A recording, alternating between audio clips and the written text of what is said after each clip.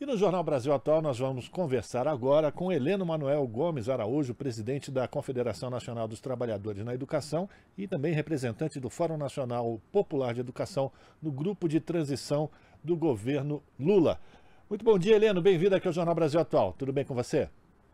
Bom dia, Rafael. Bom dia a todas as pessoas que nos acompanham. Prazer é meu estar aqui com vocês. Pois é, vamos falar de uma situação que é muito complicada, né, Heleno? Que é o governo Bolsonaro. Ainda bem, chegamos no último mês, mas ele continua fazendo estragos, né? Nesse final de governo, ele voltou a atacar os recursos da educação e dessa vez o corte atingiu 366 milhões de reais para o orçamento das universidades e institutos federais de ensino técnico e tecnológico. Na prática, esse bloqueio vai zerar o caixa das instituições, não vai sobrar dinheiro nem para pagar contas básicas como água, luz, funcionários terceirizados e até bolsas a estudantes. Como é que vocês estão avaliando mais esse corte? É um tiro mortal para a educação no Brasil. Como é que você vê esse apagão de recursos no final do governo Bolsonaro, Heleno?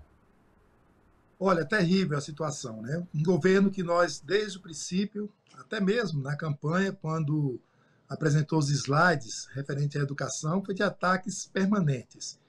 E um ataque sistêmico. O governo Bolsonaro ataca desde a creche até a pós-graduação. Mês a mês, a nossa luta, né, contra cortes em bolsas de estudos, contra obras que estão paradas na educação infantil, na construção de creche, a retirada permanente do orçamento da educação das nossas universidades públicas e dos institutos federais. Ano a ano, uma batalha para colocar esses recursos no orçamento da educação e mesmo conseguindo colocar no orçamento da educação, o governo faz esses bloqueios e retira os recursos que estavam destinados para universidades públicas e para os institutos federais.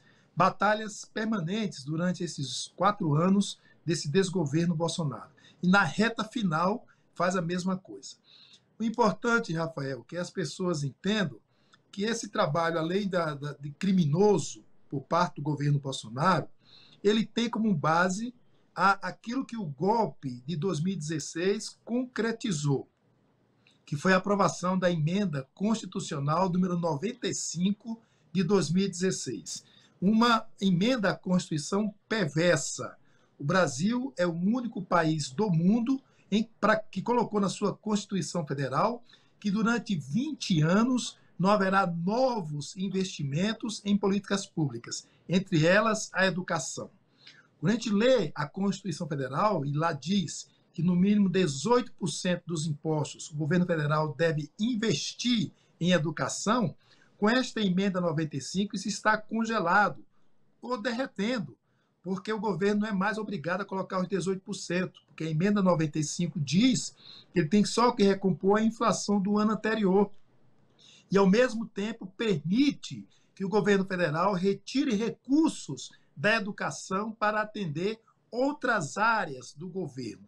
E essas outras áreas são pagamento de juros da dívida, e esses recursos vão para as mãos dos bancos e daqueles milionários que compram papéis dos estados. Então, é importante que a população entenda que a emenda 95 é a vilã desse processo, por isso lutamos pela sua revogação. E este ato de Bolsonaro é um ato criminoso contra a educação pública, a universidade pública, os institutos federais, porque vai cair nisso que você falou, Rafael, delas fechar as portas, não ter como pagar as contas no final do mês. Por isso a nossa reação, e vamos continuar lutando para que isso seja revertido rapidamente. Agora, Heleno, você faz parte do grupo de transição, do GT de transição. Não te escuto, Rafael. Você está fazendo parte do grupo de transição, representante do Fórum Nacional Popular da Educação. Você consegue me ouvir? Isso. Tá. Sim. Então, eu quero uma avaliação tua, Heleno, em função desses cortes, e pelo que você acabou de nos dizer também, esse orçamento para 2023 é uma ficção, uma peça de ficção. Não existe orçamento para 2023. É preciso que sejam gerados recursos ou colocados recursos até para o funcionamento das instituições. A gente não está falando nem investimento, né, Heleno? O funcionamento básico de todas essas instituições, e aí a gente está falando com você sobre educação, mas isso também vale para a saúde, para todas as áreas do governo federal. Como fazer para que o governo Lula consiga, de fato, colocar em prática as suas políticas de de freio, né, a essa onda neoliberal e fazer com que esses recursos cheguem para essas áreas? O presidente Lula está bastante envolvido, e a semana está de novo aqui em Brasília, buscando essas negociações dessa PEC da transição, né, que seria uma PEC garantindo recursos tanto para manter o Auxílio Brasil, ou Bolsa Família, que deve voltar com este nome, mas também esta semana já anunciando recursos dessa PEC da transição vão ter que vir para a educação. E os casos são graves. Nós tivemos já o relatório do Tribunal de Contas da União falando das obras inacabadas. 50% dessas obras estão na área da educação. Desde creches, que teve início e não foi concluída seus trabalhos, até expansão de universidades públicas e institutos federais. Então, nós precisamos de recursos para garantir a estrutura básica necessária para atender a demanda social pelo direito à educação, da creche à pós-graduação. E como você já falou, Rafael, recursos para manter a estrutura do Ministério da Educação funcionando. Hoje, o Ministério da Educação não existe, né? De fato, não existe. Você ter 5 ministros para 4 anos de governo é uma aberração o que está acontecendo em nosso país. O Ministério da Educação deixou de coordenar o processo que lhe cabe com os estados e com os municípios. É constitucional que ele tem que dar o auxílio técnico e financeiro e coordenar as diretrizes para a educação em nosso país. E o MEC não faz mais isso, porque se tornou um balcão de negócios para pastores, como também foi denunciado, precisa ser investigado e punidos todos aqueles envolvidos nesse processo de corrupção dentro do Ministério da Educação. Então, uma tarefa árdua que temos pela frente, e a Comissão de Transição está fazendo um diagnóstico de toda essa situação, que será entregue ao presidente Lula, será entregue à futura pessoa que vai assumir o Ministério da Educação, para que possa atuar de forma imediata, para a gente recompor a estrutura do Ministério da Educação e fazer com que ele, de fato, tome o papel que lhe cabe, que é coordenar as diretrizes das políticas educacionais em nosso país. Então, é uma tarefa árdua, mas que estamos aí trabalhando para tentar recompor esse processo, Rafael. Pois é, Helena, eu lembro também da situação que a educação vive. A gente está falando aqui dos cortes nas universidades federais, institutos federais de ensino superior, mas durante a pandemia os alunos tiveram graves retrocessos também no seu processo de aprendizagem e é preciso que o Ministério da Educação retome a organização desse processo até para retomar ou para tirar esse atraso. Como é que vocês estão avaliando aí no grupo de transição, no grupo de trabalho da educação, essas questões para 2023? São questões emergenciais, né? É importante dizer que nós vamos, de fato, fazer uma reconstrução, uma retomada das políticas educacionais em nosso país. Em 2009, foi criado o FUST, um fundo para que as escolas públicas desse país ela pudesse avançar na sua área tecnológica. O fundo destinava recursos para garantir internet nas escolas e equipamentos para os estudantes e para os profissionais da educação. Isto nunca foi colocado em prática. Durante o governo Bolsonaro foi aprovada uma lei onde o governo federal deveria ter repassado 3,5 bilhões de reais para estados e municípios garantir a estrutura básica para que o estudante pudesse ter materiais necessários para a sua aprendizagem. E ele vetou essa lei, o Congresso derrubou o veto e ele foi ao Supremo Tribunal Federal pedir a inconstitucionalidade dessa lei. Então, uma batalha intensa que nós tivemos nesses últimos anos e que agora precisamos recompor esse processo. O programa que foi criado em 2009 precisa ser retomado e garantir que a escola esteja equipada, tendo acesso à internet, tendo equipamentos para ajudar no processo de recuperação da aprendizagem dos nossos estudantes. A pandemia escancarou e deixou claro. Temos problemas na infraestrutura das escolas, temos problemas de falta de tecnologia e de acesso à internet dentro das escolas e para os profissionais de educação e para os estudantes. Então, são medidas que nós devemos tomar nessa retomada para poder recompor esse processo de formação dos nossos estudantes. Esse é um debate que tem que ser feito com aqueles e aquelas que estão nas escolas no dia a dia. É importante que os trabalhadores, as trabalhadoras de educação, os estudantes, através das suas entidades representativas, pais, mães e responsáveis pelos nossos alunos também, que possuem entidades representativas, possam sentar com o governo federal, governos estaduais e municipais, para que possamos coletivamente fazer a discussão, fazer o debate e encontrar a melhor maneira de fazer a recuperação dessas aprendizagens e atualizar. Embora, lembrando, antes da pandemia, já temos debilidades nesse processo, pela qual nós acusamos a forma de fazer a avaliação em nosso país. O IDEB não representa a qualidade da educação em nosso país. Você tem uma avaliação da educação básica, fazendo apenas a prova de matemática e de português, e considerando apenas a taxa de aprovação, não representa, de fato, uma avaliação diagnóstica da educação básica em nosso país. E nós precisamos retomar isso também. Nós conquistamos na lei do Plano Nacional da Educação que deveria existir o SINAEB, o Sistema Nacional de Avaliação da Educação Básica, que traz outros critérios além daqueles colocados no IDEB.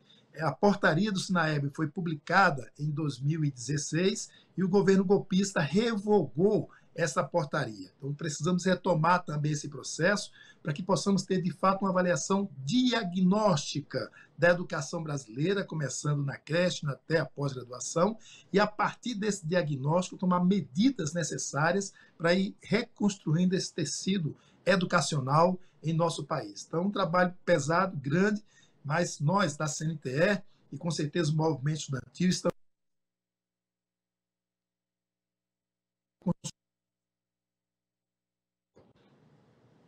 A gente está conversando com o Heleno Araújo, que é o presidente da Confederação Nacional dos Trabalhadores na Educação e também representante do Fórum Nacional Popular de Educação no grupo de trabalho de transição para o governo de Luiz Inácio Lula da Silva. A gente teve um pequeno problema com a conexão com o Heleno. Já podemos continuar essa conversa? Heleno, você continua nos ouvindo?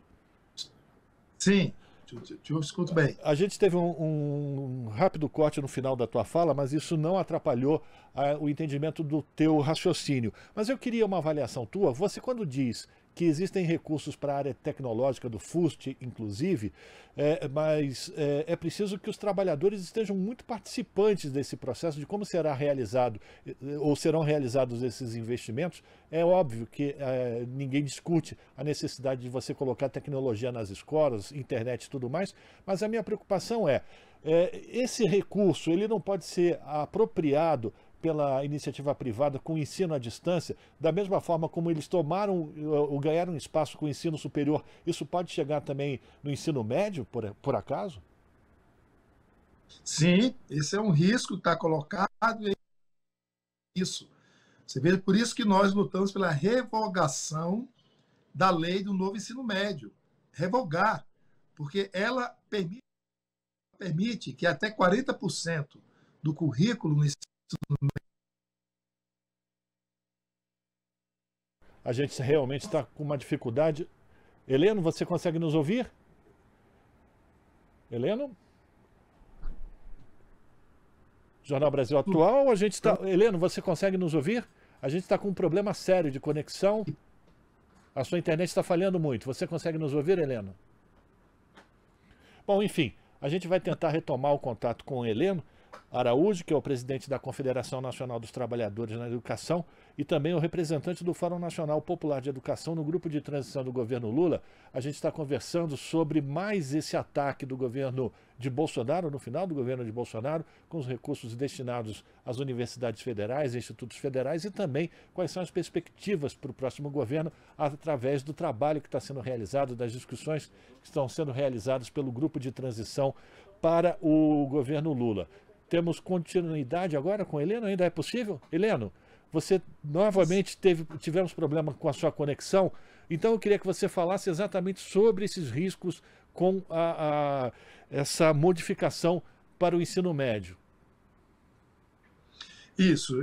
O risco, primeiro, é que afasta a juventude da escola. Essa lei de ensino médio afasta a juventude da escola. Depois, ela permite que até 40% do currículo seja entregue à iniciativa privada com educação à distância fora da escola.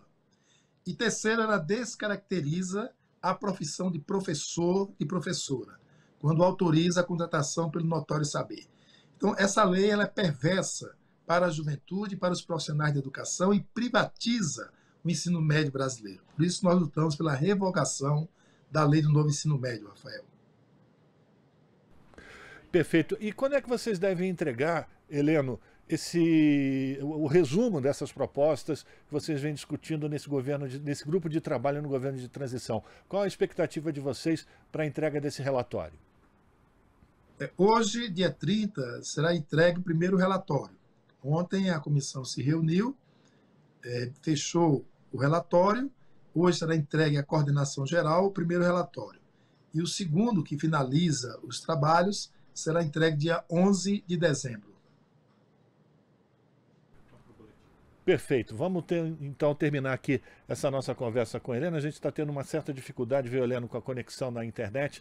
Enfim, a gente espera que os recursos da FUST sejam utilizados para que a gente consiga ter, inclusive, uma estabilidade no sinal da internet para a gente poder continuar essas nossas conversas e essas informações que são tão importantes. Mas a gente deseja para você e para todos aqueles que representam os trabalhadores na educação nesse governo de transição sucesso, que o governo Lula seja responsável pela retomada dos investimentos na educação e que a gente possa garantir uma menos desigualdade no acesso à informação para os próximos anos entre os nossos jovens. Heleno, muito obrigado pela tua participação, bom trabalho, viu?